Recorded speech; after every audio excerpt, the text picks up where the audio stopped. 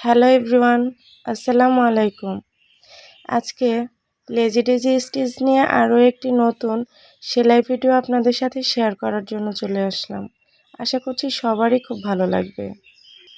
আপনারা হয়তো খেয়াল করে দেখেছেন আমি এখানে যেখানে ড্রয়িংটা ছিল তার থেকে একটু সরিয়ে চুমকিটা বসিয়েছি।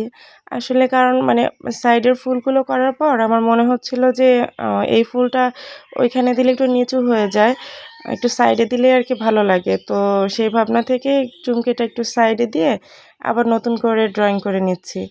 তো তাই বলে এটা ভাববেন না যে ওই যে ড্রয়িংটা করেছি আগের সেটা হয়তো দেখা যাবে বা ওইটা হয়তো উঠবে না।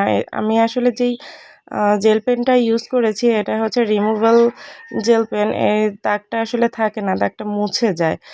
আর না মুছলেও যেই স্টিচগুলো দিয়েছি সেই স্টিচগুলো দিয়েই আসলে ওই ড্রয়িংটা ফিল আপ হয়ে গেছে যে দেখা যাচ্ছিল না।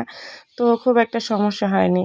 আপনারা তো কম বেশি এখন সবাই চেন 4 সেলাইটা বা লেজি ডিজি স্টিচ যেটাই বলেন এই সেলাইটা পারেন। তো এই সেলাইটা দিয়ে আসলে ছোট, ছোট ফুল আকারে ফুল করে ছোট, ছোট বেবিদের জন্য একদম আ মানে কি বলে এটাকে আ সুন্দর একটা বেবি ড্রেস যে মেক করা যায় এটা আসলে একবার ট্রাই করে আপনারা দেখতে পারেন যে শুধুমাত্র এই ছোট্ট, ছোট্ট ফুল ব্যবহার করেই যে সম্পূর্ণ বেবি ড্রেসটা করা যায় আর করলে যে এত সুন্দর লাগে সেটা আপনারা এই বেবি ড্রেসটা দেখলেই বুঝতে পারবেন।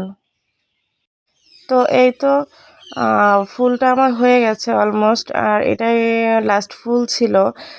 বুকের অংশে শুধুমাত্র এই ছোট, ছোট ফুল দিয়েই আমি কাজ করেছি। অনেকে জামার পেছনের অংশটুকুও দেখতে চান যে সেলাইয়ের পরে কেমন হয়, এই তো দেখিয়ে দিলাম সেটাও। আর আমি এভাবেই আসলে গিট দিয়ে থাকি।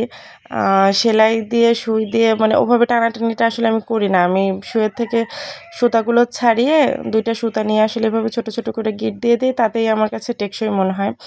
আর এই তো আমার বেবি ড্রেসটার উপরের অংশটুকু ব্ল্যাক কালারের বেবি ড্রেসটাতে আমি পিঙ্ক কালারের আসলে পাইপিং দিয়ে নিয়েছি। আর বুকের অংশে দেখতে পাচ্ছেন যে ছোট, ছোট কুচি করে নিয়েছি এক সাইড করে।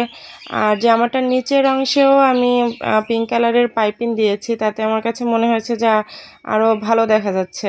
তো এই তো আমার সম্পূর্ণ জামাটি আপনারা দেখে নিলেন। যদি ভালো লেগে থাকে তাহলে অবশ্যই একটা লাইক, কমেন্ট আর শেয়ার করে যাবেন। আর যদি আমার চ্যানেলে নতুন হয়ে থাকেন তাহলে অবশ্যই ছোট্ট একটা সাবস্ক্রাইব করে যেতে ভুলবেন না। ধন্যবাদ সবাইকে। আল্লাহ হাফেজ, টাটা।